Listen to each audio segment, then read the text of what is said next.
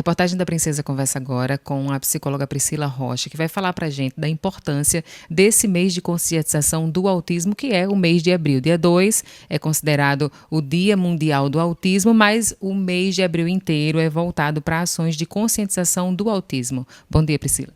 Bom dia, Eukênia, tudo bem?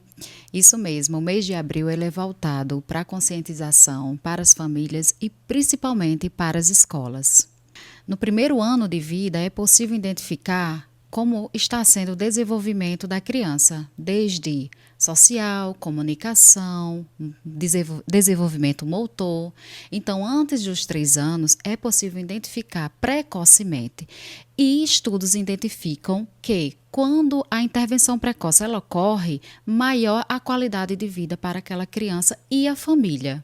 Nós temos 3 níveis de suporte de autismo, então depende dos prejuízos para identificar. É possível identificar com 1 ano, com 1 ano e meio, com 2 anos, depende dos prejuízos que aquela criança apresenta. Ou seja, não é que toda criança ela tem o seu tempo. Existe um marcos do desenvolvimento e essa criança ela precisa estar dentro desse marcos do desenvolvimento. Então, antes dos 3 anos, é possível desde que os prejuízos estejam presentes e persistentes na vida da criança.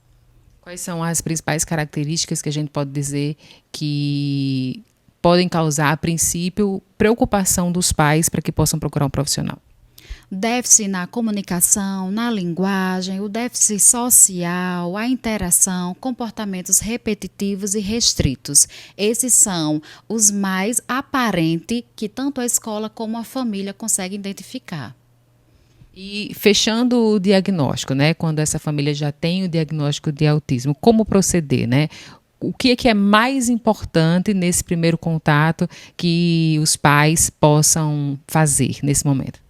Procurar uma equipe interdisciplinar, multidisciplinar, uma equipe que possa trabalhar de forma integrada, psicólogo, fono, onde tem os prejuízos comportamentais de comunicação e linguagem, para que possível seja encaminhada para o médico e sim fechar o diagnóstico. Falando dessa terapia, qual a importância dessa rotina terapêutica para essa criança, para o desenvolvimento? 100%, porque entendemos quando a criança ela tem uma previsibilidade tanto da rotina das terapias, há um ganho significativo. Por quê? Porque as evidências que temos são as intervenções das terapias e a previsibilidade da escola, a rotina, o horário de acordar, o horário de tudo para que aquela criança tenha. É importante dizer que não existe medicamento que trate o autismo, não é isso? Isso mesmo, até porque o autismo ele não tem cara, né? Mas ele tem os prejuízos e quanto mais cedo, quanto mais precocemente for a intervenção, maior ganho das habilidades. Quanto às terapias, ela vai avaliando, vai intervindo todas as habilidades que aquela criança tem um prejuízo. Todos os prejuízos que aquela criança apresenta. E é importante realizar as terapias porque nela conseguimos avaliar e não necessariamente uma criança que está com nível 3 de suporte, ela vai ficar nesse nível 3 de suporte. Ela pode sim ficar com o nível 2 até o nível 1 e tem criança que vai reduzindo também com o passar do tempo a quantidade de terapias. A gente sabe que a partir do momento que a gente tem uma criança com autismo na família, ou a gente é cuidador de uma criança com autismo, a gente precisa tentar inserir ela o mais naturalmente possível na sociedade, né? A gente fala dessa inclusão, né? Do dia a dia nas escolas, no trabalho, enfim.